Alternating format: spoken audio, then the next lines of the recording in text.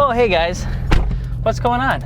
I'm Alex from Fitment Industries, and today we're going to be talking about a tire that we did a tire review on, our tire talk, the Toyo Proxes R888R. You all asked us to go drive on them and let us know what we thought, because you didn't just want to see it, you wanted to learn a little bit more about the tires. So I have driven on these tires for about 150 miles, and I wanted to give you guys my personal take on it so far, and I thought the best way to do that would be just to shoot a video while we're driving around town. So let's go. The Toyo Proxes R888R is a drag-ish style street road tire that is pretty much all about trying to be the best it can possibly be on the track, yet also having street application and be able to handle inclement weather. So for those that don't remember, the R888 was a very good tire. A lot of people liked them, but at least among the Porsche community and a few other communities stated that the lifespan of the tires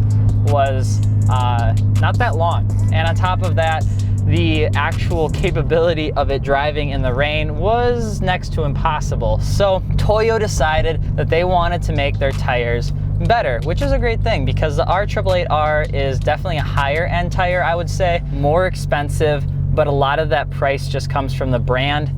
To me, I feel like there's a couple other tires that definitely fight for the title of expensive and useful, and the Toyo Proxes is one of those tires. So I've driven it around some fun country roads, driven around on the highway, all that sort of stuff, and I pretty much just use the tires. So of course, it hasn't been on anything like Road America or WIR or anything like that just yet. So if you're looking for like a high-end opinion on track purpose only, this isn't gonna be the video for you. This is more of if you have a car that you enjoy taking to the track, but you also enjoy driving around on town, this video is for you. Good first would be that it is a very good tire. It's an extremely sticky tire. So the R888R, they say, has a heating cycle for maximum traction is between like 160, I believe, and 220 degrees. And a lot of people think that in our tire review that wasn't hot enough for autocross or anything like that. But I tell you what, when I'm driving around on the roads and I'm just going through town and I'm having fun with some friends and stuff like that, it does not lose traction. Now the tires that the car are on a modified 996, 911, which is my car, and I tend to drive more expeditely, I would say at lower speeds, so nothing really is going to be too excessive. But in terms of the getting up and going, which is what I care about, it does an amazing job, and it does handle the turns like absolutely nobody's business. So it's a really great tire. And the second thing that I noticed about it in comparison to the R888s was they're really not that loud.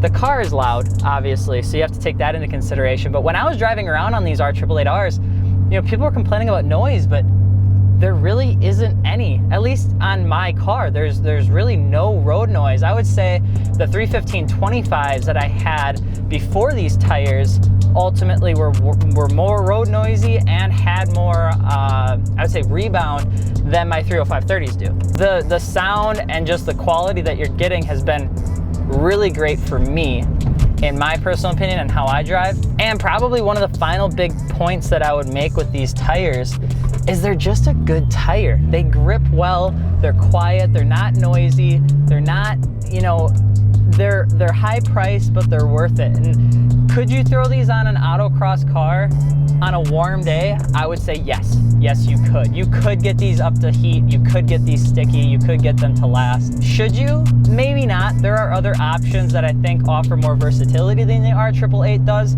The R888 is definitely, you know, they have that water channel to evacuate water to make it more of a daily style-ish, you know, sunny day only tire. And I still just don't know if the R888R is there yet. I don't think that this tire will ever be that capable. I don't think that these are really meant to be anything other than what they look like, which is a track-oriented, like R compound, higher end, strong tire that just gets the job done. A couple things that I would say about it where other tires would probably beat it. So the R888R is an expensive tire, and I don't know if I'm convinced that it's completely worth the price. It's a very good tire, but there are some things that kind of pose a little bit of a competition with it. the lifespan on the tires, just driving it for this short period of time, I can't speak on how long it's going to last, but I can tell you how long I think it's gonna last, and I don't think it's gonna be that long.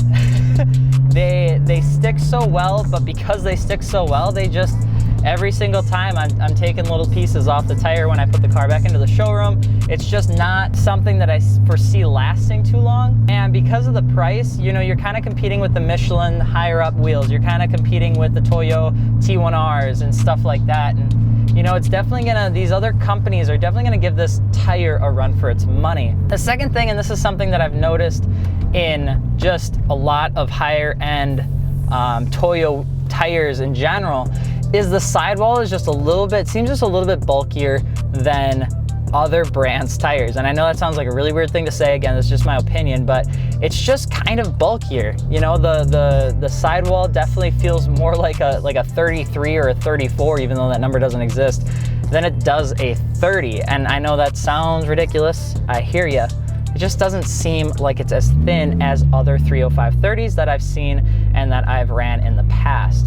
But it does a really good job at what it's supposed to do. It's a good tire. You know, it's not as bad as I think I was expecting it to be. I was expecting it to be a very competitive, loud, obnoxious, rough tire that just never let up and just really stuck to the ground, and that was all it was supposed to do, so that's all it did.